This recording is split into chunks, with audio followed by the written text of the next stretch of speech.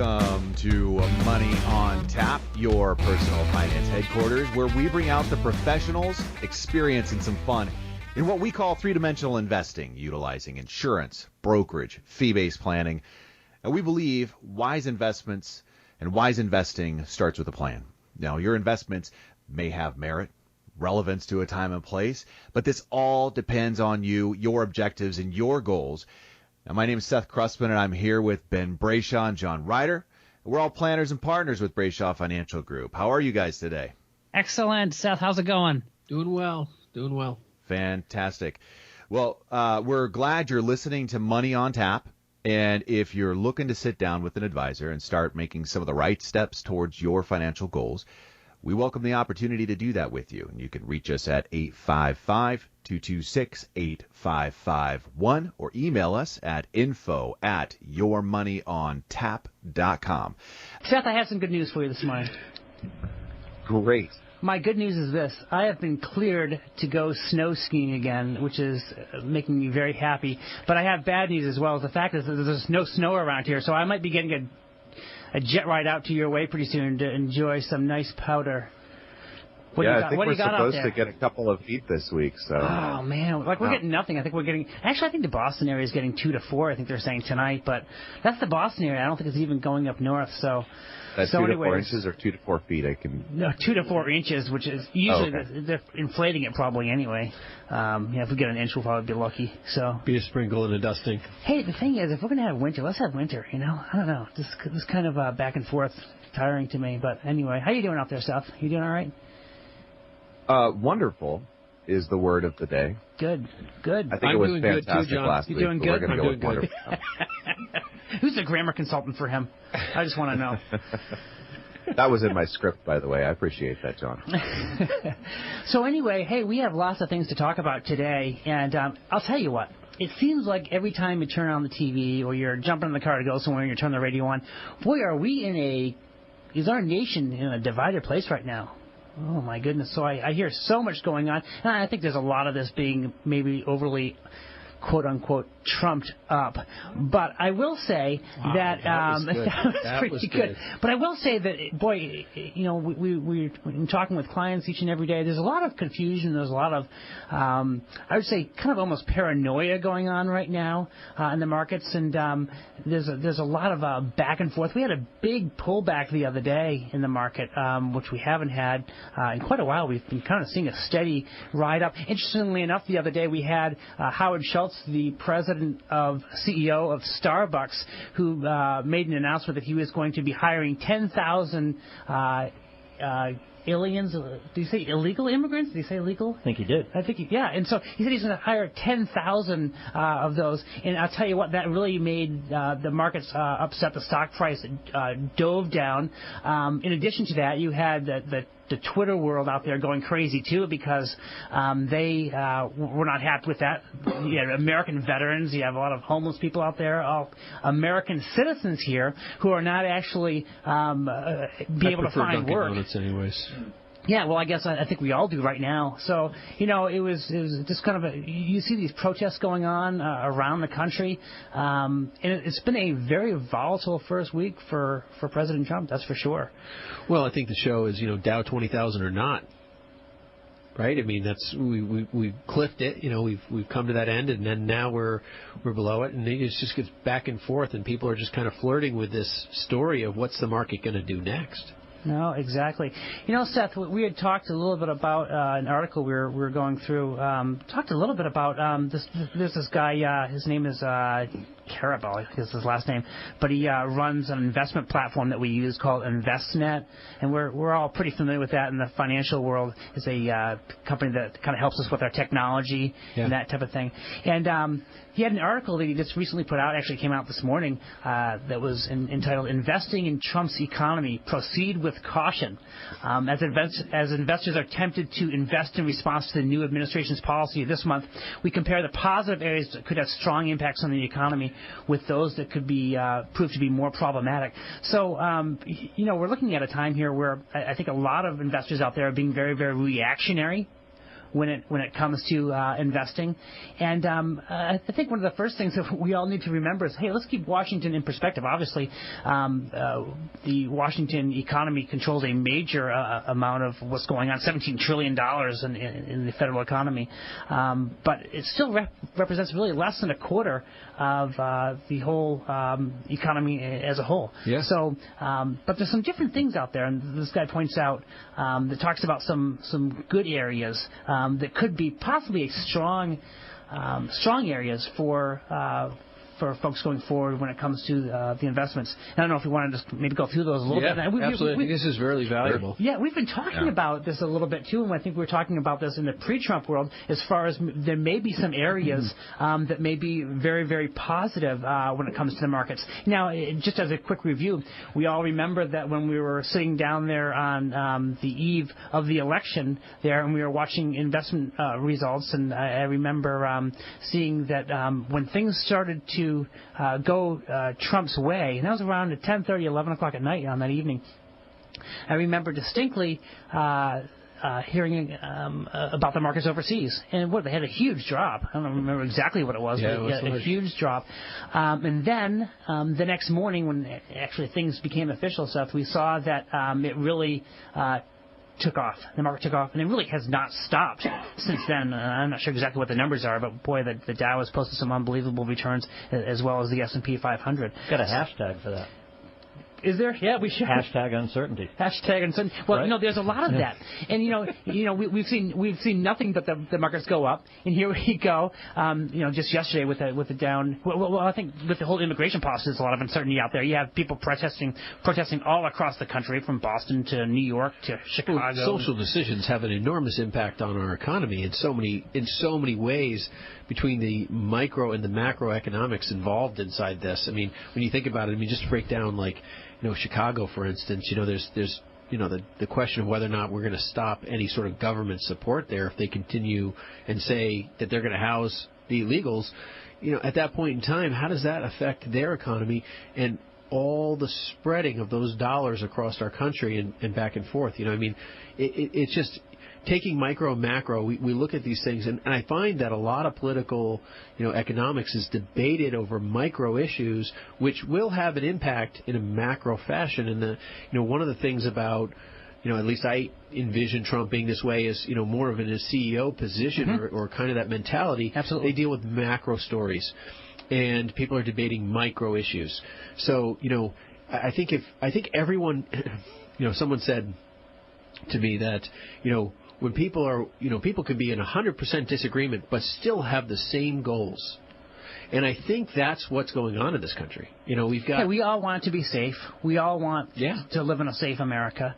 But at the same time, there needs to be some strict guidelines, some strict vetting. Yeah, you have to have standards. And I think, it's like you can't have a million out clauses.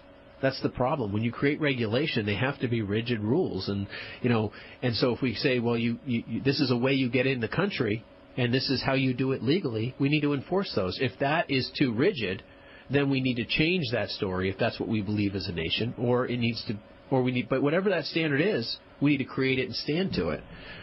So that's, I think, the issue there. Yeah, I think there's the balance of protection versus and as well.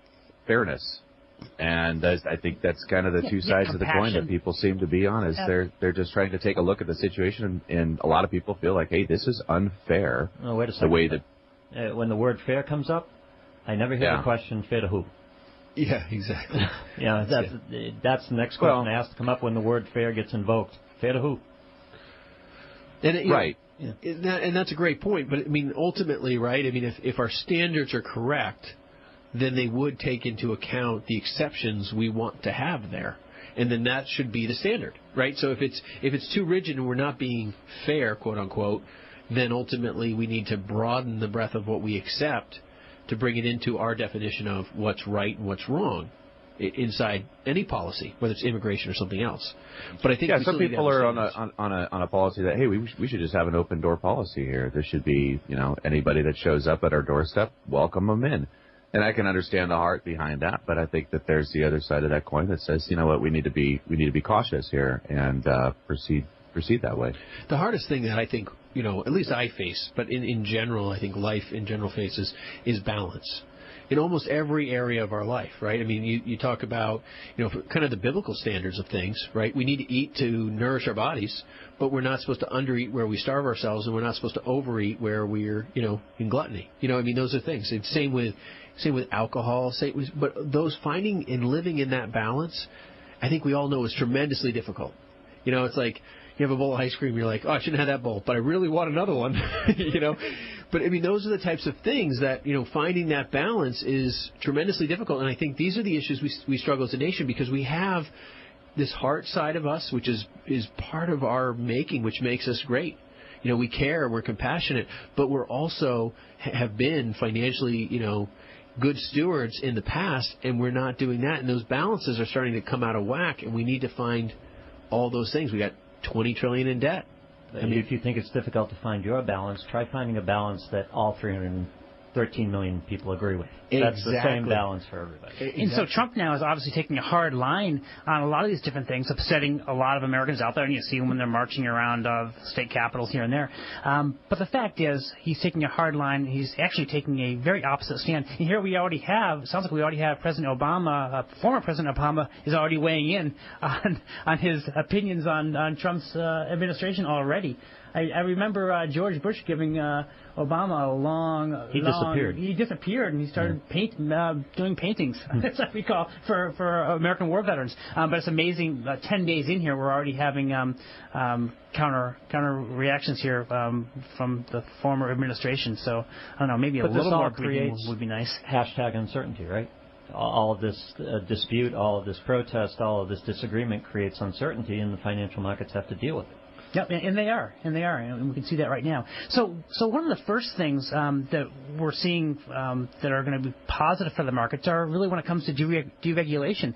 And Trump just came out actually on the first full Monday of his presidency. He let it be known that he was fully committed to a regulatory overhaul of the whole federal government. And he was saying something to the effect that he was going to review and retire up to 75% of existing rules out there when it came to regulation. And I'll tell you what, from being in an extremely highly regulated industry that we are, that's welcome news to a lot of us. I mean, I don't even notice the regulation. Doesn't even cross my mind. Maybe you're not helping with preparing the paperwork. I don't know. Yeah, and the regulation, has gone nothing but up over the years. And just about every single... Think about all the things you're signing when you go get a mortgage. Now, obviously, there's reasons for those things. You're listening to Money on Tap. And if you're looking to sit down with an advisor and start making some of the right steps towards your retirement, we welcome the opportunity to do that with you. You can reach us at 855-226-8551 or email us at info@yourmoneyontap.com. Regulation always begat regulation. Yeah. And anytime you throw regulation, it's always going to just increase, and on top of increase, there's going to be like one rule that just says, well, if we look at it that way, from that perspective, then we have to cover this base over here too.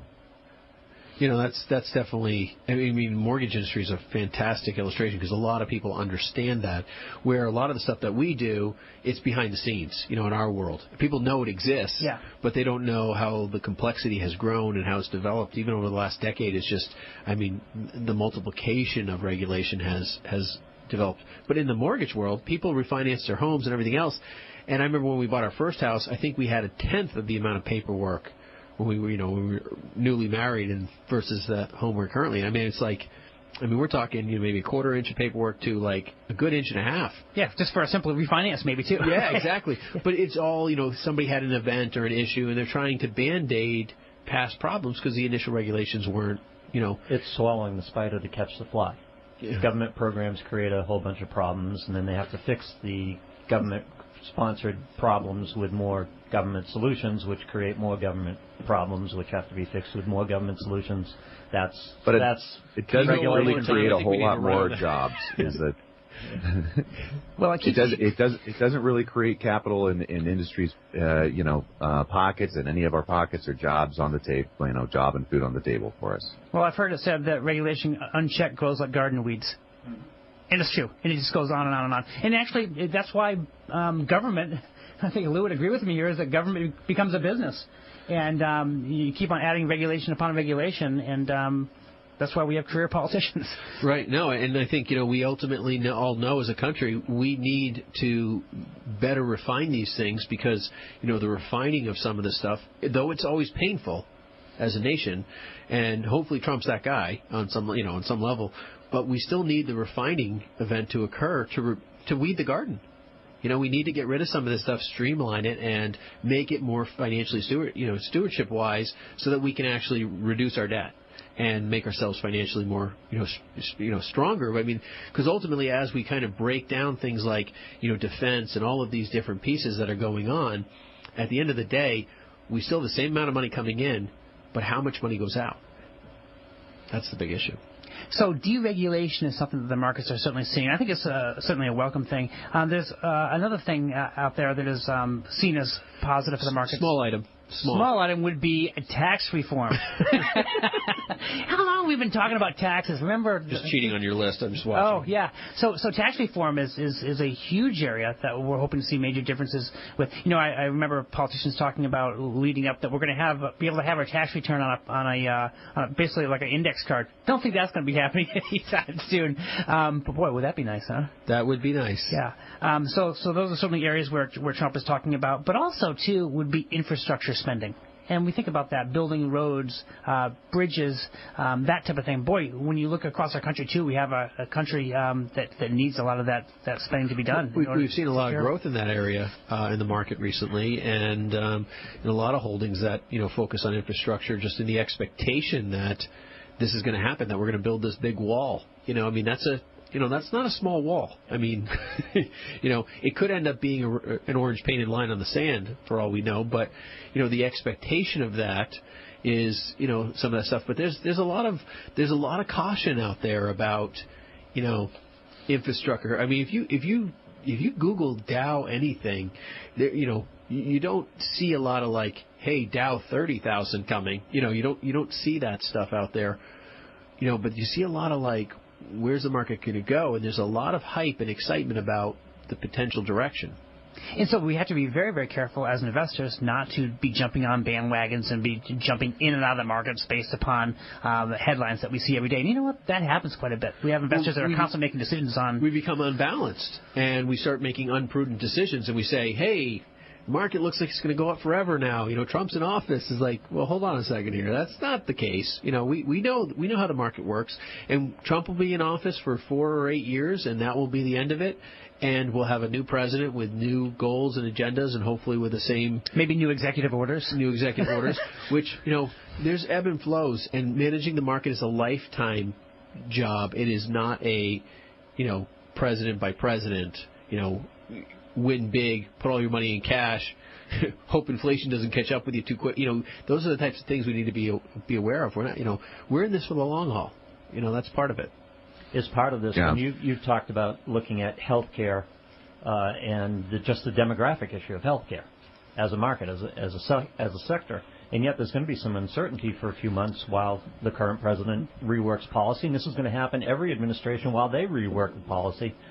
But you've got to keep the bigger picture in mind, right? Well, and the bigger picture on all of that is this won't be the only health care reform we experience over the next 20 years because as the population grows, right, I mean, we've got the technology in the healthcare world is phenomenal, and it's growing at, exponential rates, and life expectancies are rising. I heard a statistic that said if you're a married couple over 65, 1 in 4 will live over the age of 100.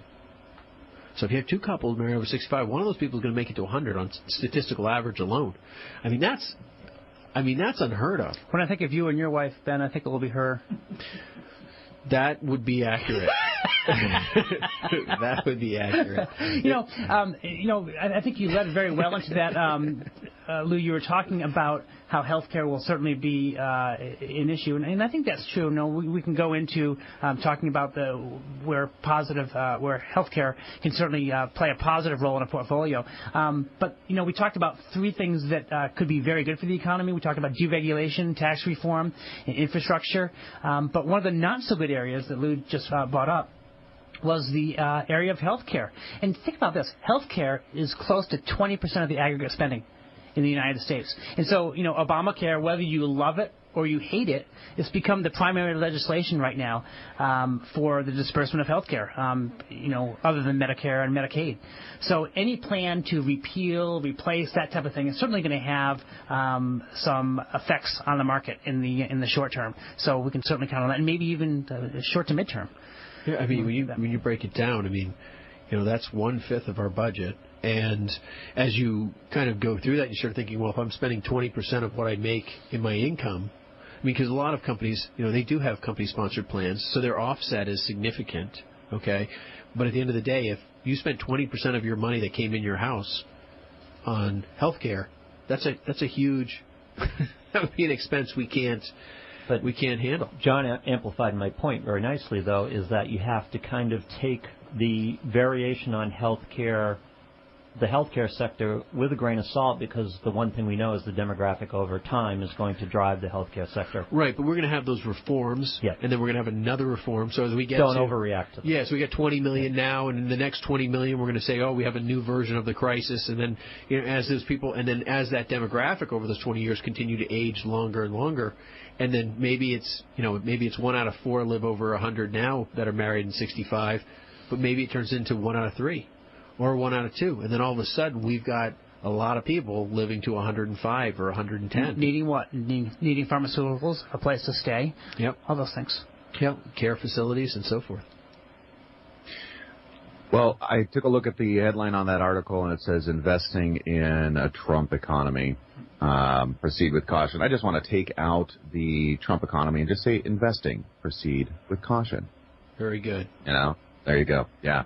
So you're listening to Money on Tap, and if you're looking to sit down with an advisor and start making some of the right steps towards your financial goals, we welcome the opportunity to do that with you. You can reach us at 855-226-8551 or email us at info@yourmoneyontap. And you can also find us on Facebook and all sorts of podcast venues out there today. It's a lot of fun to get our information out there for you, and we've had some concepts that we've rolled through. One of them I think that we wanted to kind of talk about, which has been mentioned a couple of times, is, Dow 20. What does that mean? What does it mean to you? What should you do about a 20,000 Dow Jones Industrial Average? I think there's some history here that's interesting for us to talk about, but I think that, I think those are the other points that I think are more pertinent for us is, maybe trying to help our audience understand a little bit more about what does this all mean. Absolutely, and we're going to certainly actually get to that. One thing I wanted to mention before we get into, we have an article I wanted to chat a little bit about that is entitled "The Ins and Outs of the Dow Jones Industrial Average," and talks about the 120-year journey of the Dow. Kind of interesting because, we'll get into that. But I want to create the bend. Forget the Dow. I create the Dow. And no one wants the index bend. You know it. No one wants that. No one wants that. Be selling fast. But one thing I wanted to mention before we get too far into this is the fact that we are starting to see really across the board inflation is starting to creep up, and we're seeing that in the past several years, and that's one thing I really wanted to make sure our listeners understand, and I want people to understand how inflation works. So if you have $100 and you have $100 to go shopping, you can afford to get a certain amount of finite things, especially these days. $100 doesn't get you very far when it goes to the grocery store. I remember my mom years and years ago, many years ago when I was a child, I remember that my mom would go and she would do the shopping for the week, and she would just jam her cart full, and it would be overflowing. We had 5 kids. And we were a 25-minute ride from the grocery store, so it wasn't going back and forth every day like it seems like we do a lot today. But I remember her saying, it's $100. I remember her saying up at the counter. And I think right now for what she would buy, that would probably be $300 now. It's just an amazing difference.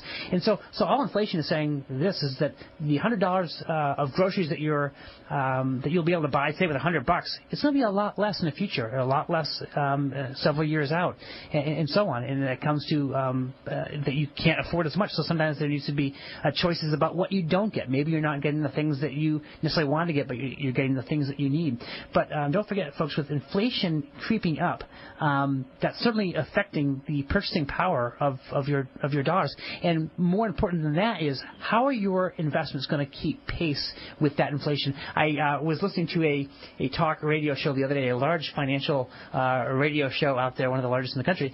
And on the show, a caller called in, and they said that they had the husband had $1 million in his IRA, and the wife had $500,000 in her IRA. And the host was asking a little bit more about detail about that. They had all of their money sitting in 18-month CDs.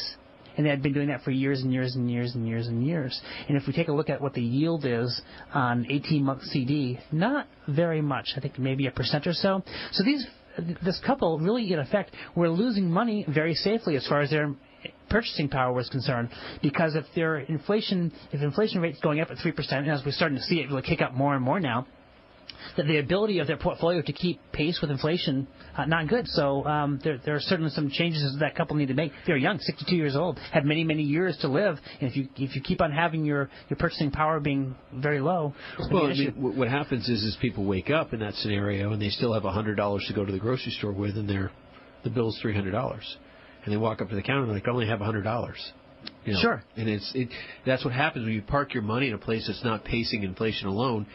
Because if you were, you'd walk out, you come out of your time capsule and you pop out and you got $300. It's not $100. But if you come out of your time capsule and you're sitting in a CD and you got $125 versus the $300, you're still dealing with the same problem. And that's what people don't understand is that they can't live that life expectancy that's coming. And what I find is the largest issue inside people preparing is that they end up doing things like what you're talking about, John, putting your money... For safety, right? I want to be safe. Safety. And I can respect that fear. We have gone through a lot of, volatile, sure, very crazy markets, hard to predict, hard to understand, hard to even know what to do. And I can appreciate someone throwing their hands up and saying, I want out. I want to put my money in a CD, I put it under my mattress. I can understand and appreciate that perspective well. But what I find is that that person goes into retirement and that still doesn't work, and they find themselves running out of money. And then what happens is you potentially have a care issue, and then you have people say, John, what? Well, I'm not going to a nursing home. Yeah. Did we just hear that the other day? Yeah. It's so funny because it sounds like they have that crystal ball. They're like, no, Ben, John, I am not going to a nursing home. You don't. Yeah, that's like you don't understand. Yeah, yeah. We've already got this all taken care of. And then I'll just ask them, okay, so what's your plan? And it's not the nursing home story. People don't get that. It's not about nursing homes or not nursing homes. It's just about you getting whatever care you need at that time period, wherever that may be. It might be at your house. But what they don't understand is it's not about you. Like the husband sitting at the table saying, I'm not buying nursing home and insurance, and that's how we refer to it, or I'm not buying long-term care insurance. But what ends up happening is this. They end up spending those assets that haven't been growing at inflation down.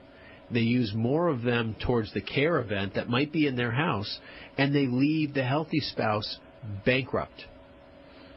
And we're seeing that more. Oh my gosh, all the time. Yes, because people aren't anticipating the actual cost of that long-term care. We're talking in the state of Massachusetts, $8,000 a month, times 12, $96,000 a year, $100,000.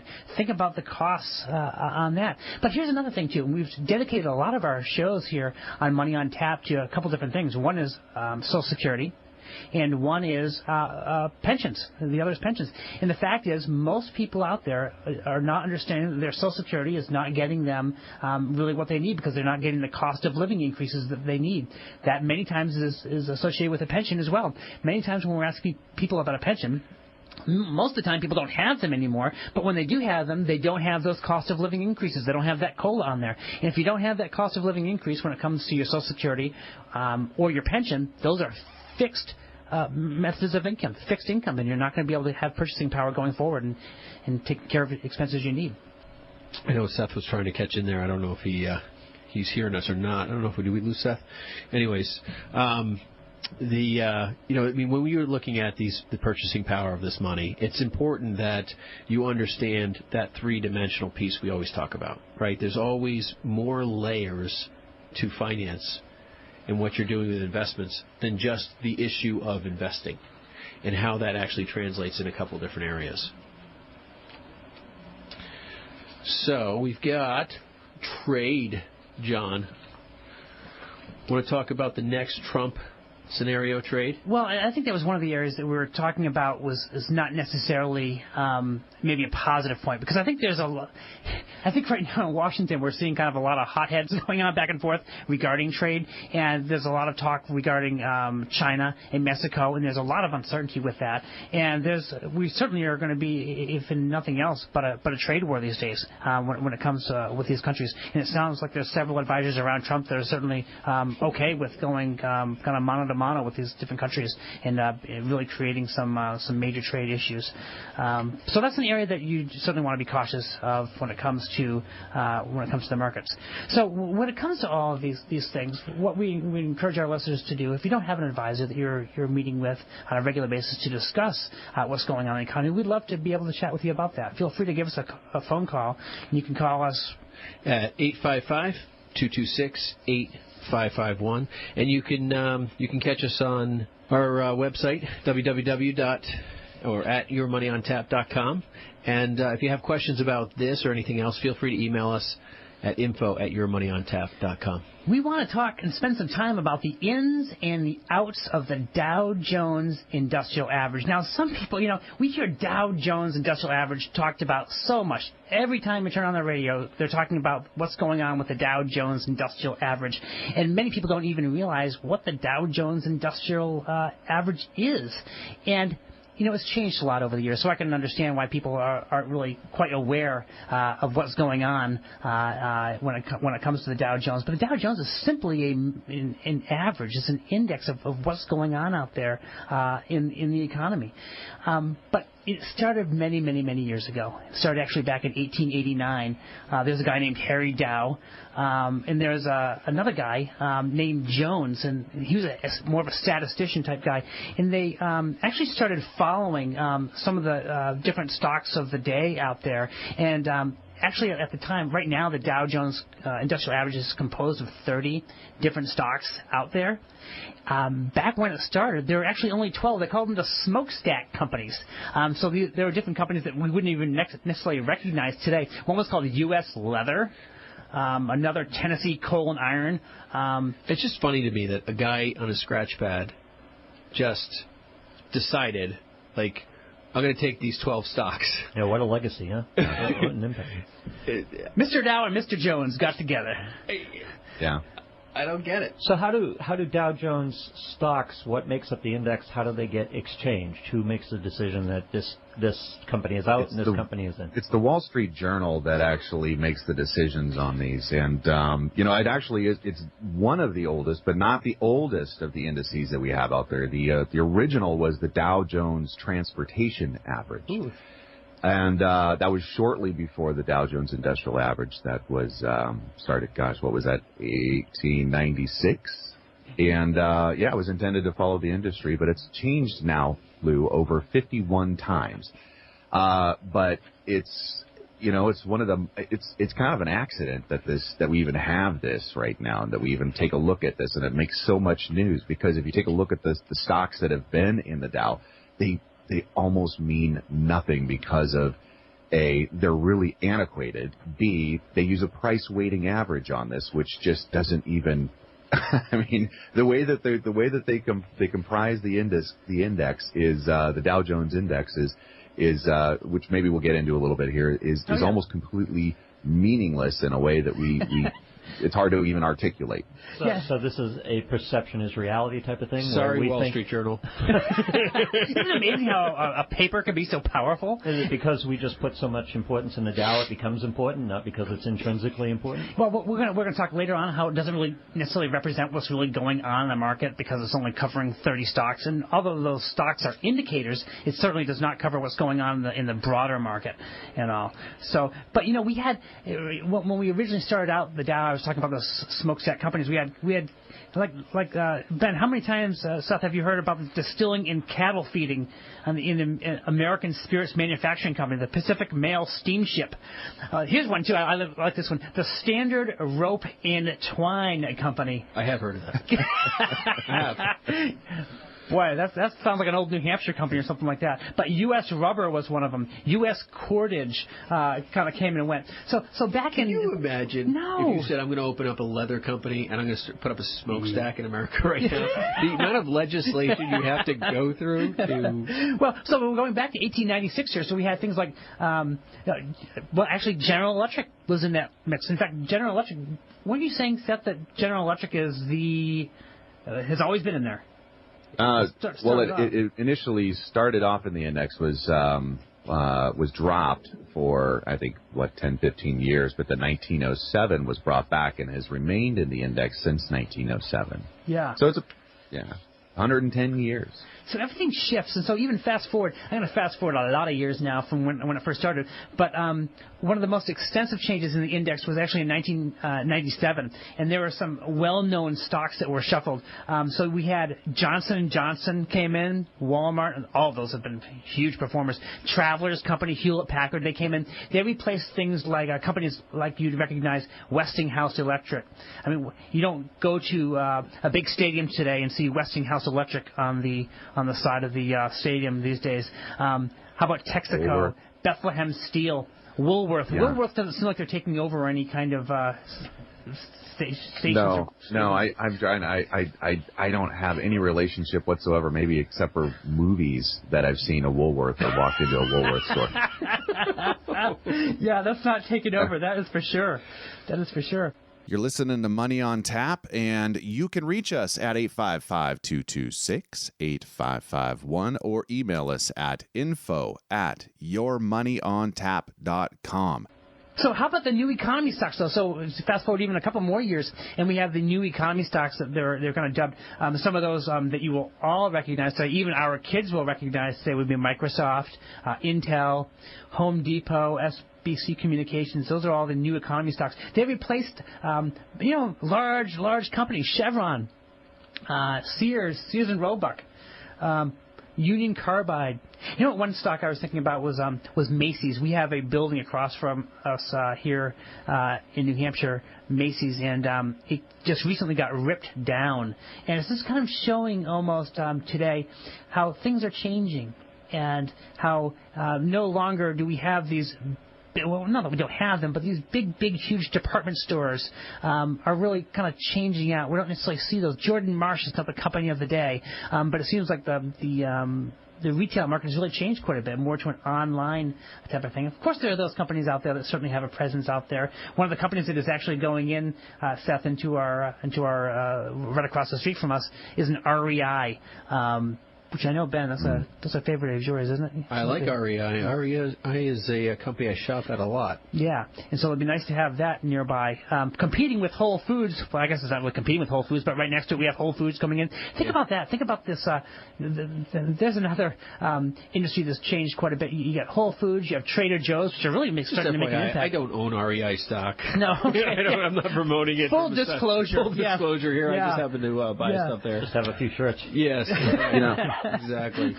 But it seems like retail business is changing quite a bit. So what we see with the Dow Jones is that you often see here shifts, and you see that so many times you have the old technologies moving out. We would think about Kodak, International Paper. Those things kind of went out, and the ones that went in were things like Pfizer, Verizon, AT&T, those kind of things.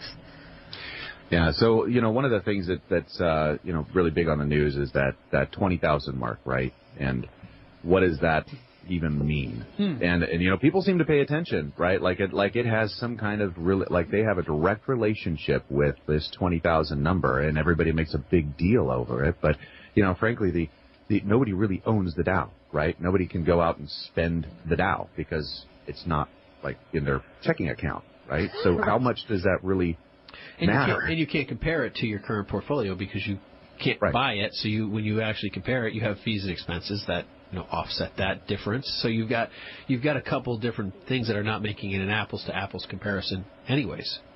Mm-hmm. Seth, you brought to my attention there's an article you read recently about the Dow as a bad accident of history. It is, yeah, right. Like, why do we even have this? It's kind of a phenomenon when we break it down. Like the way that they even create the composite of the Dow is a price weighting method, which originally, when Ben was talking about working out 12 stocks on a piece of paper, and that's how they had to keep track, it made sense to try to do that. And you could do it rather quickly, add it all up and divide it by 12, and that was your what do they call it? The divisor. Yeah. But today, the divisor, like in 1928, a divisor was 16.67, and today, because of all these stock splits and the addition and subtraction of all these companies and what is their market capitalization, which is really what is the company worth out there? The divisor today, if you're to look it up, is 0.14602, blah, blah, blah, blah, blah, blah, blah, blah. It just keeps on going on this number. So much and less it's complicated. But so, I mean, you even take a look at just that piece right there. The methodology behind it is antiquated. And, it's more of like a science experiment that would be a lot of fun to just kind of do on our own if we were to try to create our own Ben disease. But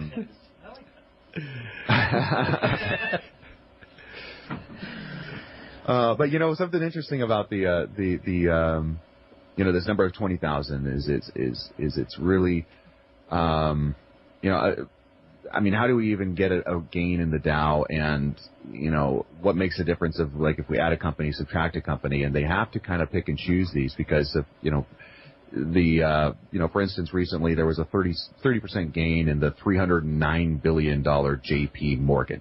And I'm going to say these numbers a couple of times to understand how odd this relationship is with the Dow. So 30% gain in $309 billion JP Morgan was only good enough for 136 points in the Dow, while $101 billion rival Goldman Sachs contributed 415 points with a 36% increase.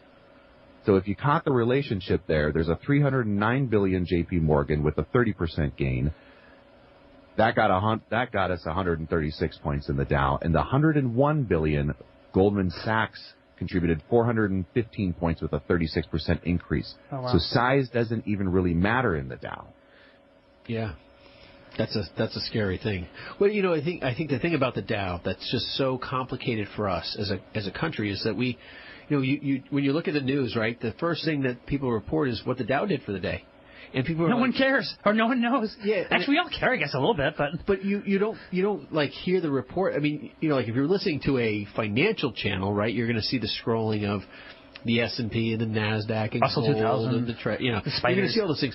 But when you're talking about general news, they're like the Dow was up or the Dow was down, and and everyone's like, oh good or oh bad. And it's like your portfolio could have gone a completely different direction. Sure. Has nothing to do. And I think what's really interesting is, the S&P was founded by the S&P Dow. I mean, that was actually, they're connected by their foundations and so forth. So that actually started out as the first index evaluator. It moved up to like 90 stocks, and then it became 500 stocks in 1957. I know we're going a little off pace, but the reason that all really kind of evolved was because the Dow really wasn't a good indicator. It wasn't something. So, like when most people, whatever investment you're looking at, especially, primarily mutual funds, I see this happen with, is they compare their returns against the S&P. Sure. They don't. I don't see people saying, well, this is what you did and this is what the Dow did. People don't do that because it's not really a good indicator. But we use it as this mental indicator, and people think it's this huge overarching, perspective of what the market's doing. Truth is, it's 30 stocks. No, yeah. If you wanted the Dow to change over 20,000, just put in Priceline instead. Yeah. of any one of those stocks. Just put it in, and there you go. You're way over 30,000 there. So what the article was talking about, it was talking about how the Dow is weighted based on the most arbitrary of metrics. Listen to this. It says, this is interesting. Perhaps the biggest criticism of the Dow is that it weighs the 30 constituent stocks not by a rational measure of market size like revenues, earnings, or market capitalization, but on stock price. It says, importantly, stock price is not a measure of how large a company is. It's just a result of an equation. So the market value of a company is divided by the number of shares. So just listen. Seth, as I was riding in with Ben this morning, I was talking about this. Take this for example. The Russell 2000 company, which I never even heard of this company before, is called Isramco. Does anyone know how to pronounce that better than I'm doing it? I don't even know what this is a Russell 2000 company called Isramco. Again, this is not a recommendation to buy or sell the security, but it only has 2.7 million shares outstanding and a market value of $331 million, which translates to a stock price of $122. This $122 stock price compares to a stock price of $72 for Walmart, a company that generates more revenues every 80 minutes than Isramco does in a year. So while Walmart's per share stock price is $50 less than Isramco, that huge company out there, the stock market values Walmart at a value of $221 billion, roughly 670 times the size of Isramco. Because of the arbitrary value of stock prices, countless examples just like this one exist. So think about that. Who's ever even heard of this company? It isn't one of the Russell 2000 top companies out there, but who's ever heard of it? If this was part of like some sort of regulation or industry, you presented this to them as not called the Dow, they would laugh and throw it out the window and be like, this is completely not a valid perspective. You know, I mean, that's really what it is. And I think that's why no one really uses it that way, but it's part of our history. Right. You know, it's our stock market history that we're actually, talking about here. And that's why people still communicate that story, but no one uses it as a real basis other than this mental thing that we use as communication. But you're right. It doesn't give a rational perspective. No, and any analyst out there, if you were to bring this up, would say that why? They're not sitting around talking about the Dow, in other words, Seth, and their board meetings and all that. No, but it is always out there, and it's the oldest as far as something that we have out there for research and methodology. So it does have some context to it, and it sends a signal, and it's noticed. So I mean, I think those things are definitely interesting. I think, one of the reasons why we're having this conversation is because there's so much weight, right? I think one of the things that we probably should title the show is Dow 20,000 ? Or something, because, the concept of whether we hit 20,000 or don't hit 20,000 means not that much. Right. And we're just trying to bring the weight down on that issue in general and bring people back to an understanding of what is their portfolio, what is their risk concerns. How are they investing? I think you hit the nail on the head there, Ben. When you're talking about creating your own index, I think that's exactly what, like, if we were to take a look at this moment in time with the Dow 20,000 and what does it matter to you, it really should matter very little. But what you should be paying attention to is creating and watching your own personal index. That's your money, and that's what matters. Right on, Seth. Years ago, when I got into this business, I remember an investor, investment advisor in my church. And I remember him always saying this to me as I was just getting in. He said, John, remember this. It's not timing the market. It's time in the market. And so trying to time the market back and forth is not something that any of us can do necessarily successfully. Maybe we'll have a good run here or there. But the fact is, it's time in the market and staying invested and not moving your portfolio in and out based upon what's going on in the news today or what's going to happen in the news tomorrow. But just being very, very careful with how you invest your dollars. The dollars that most of you have out there are very, very important for us. We need to make sure that they last for us throughout the years. So you're listening to Money on Tap, your personal finance headquarters. We're glad you're joining us today. If you're looking to sit down with an advisor and start making some of the right steps towards your financial goals, we welcome the opportunity to do that with you. You can reach us at 855-226-8551 or email us at info@yourmoneyontap.com. You can also find us at Facebook at Money on Tap, and we appreciate you, the listener, our audience, engaging and liking us out there, having a listen to some of the things that we've brought to the table here today. There was something, John. I don't know if we have time to cover this, but I Wait, give me just a second. I might actually. Go ahead. Oh, you know what? You mentioned stuff. We were chatting earlier this week, and you mentioned something that I really hadn't necessarily considered before. But you had mentioned something about how the Dow seems to often go back and forth with the federal debt. So when we have a lot of spending, what were you saying about that? Yeah, like if you were to actually take a look and track the Dow and our debt. Our national debt, yes. And watch those two, as if you can track the Dow and then you can put a chart of it, but not a whole lot of people see the chart of our national debt. But it's no really incredible how they're like hand in hand. Yeah, no one wants to look at that chart. It's depressing. I'm looking at this chart, and they're almost perfectly in line for 1975 through 95, and then from 2005 to 2015. I mean, it's literally they're overlaying each other. There's only a few time periods where they're off. I mean, so what are you saying then? What is that? I'm saying it's scary on. I mean, so you've established the correlation. Now you have to establish the causation. Why are they so close? Well, it's phenomenally scary. But I think one of the things that we were pointing out, Seth, when you're talking about this stuff, and I loved your point about building your own Dow. Your own Joe Industry, your Steve Industry, your Chris Industry, or whatever. Whatever you're. But I think that's the whole point. When we have our email addresses info@yourmoneyontap. It's about you and what you're trying to accomplish inside the confines of how you feel. Because if you're the person putting all your money in the CD, or you're the person who is investing in a specific way within your risk tolerance, it's about you and your money on tap, and trying to make sure that you create that barrel of assets or wealth, however you want to describe it, that you can tap to ultimately get the income you need when you retire, or whatever that goal is. You're right, and you have been listening to Money on Tap today. We're glad you took the time to sit down and listen with us. John, I didn't even get to this Dear John letter that I've got for you. Oh, my goodness. It's a really good. Next week. Yeah, we have a listener out there. I think they've got a little bit of a crush on you. But we'll get to that maybe next week. That's what I'm talking about. And we appreciate you listening to Money on Tap. And if you're looking to sit down with an advisor and start making some of the right steps towards your financial goals, we welcome the opportunity to do that with you. And you can reach us at 855-226-8551 or email us at info@yourmoneyontap.com. You can also find us at Facebook and Money on Tap. You got a fan club? No, dear Ben. No, dear Ben. Dear John. This is ridiculous. That's what we're talking about. Have a good day, everyone. See ya. Take care.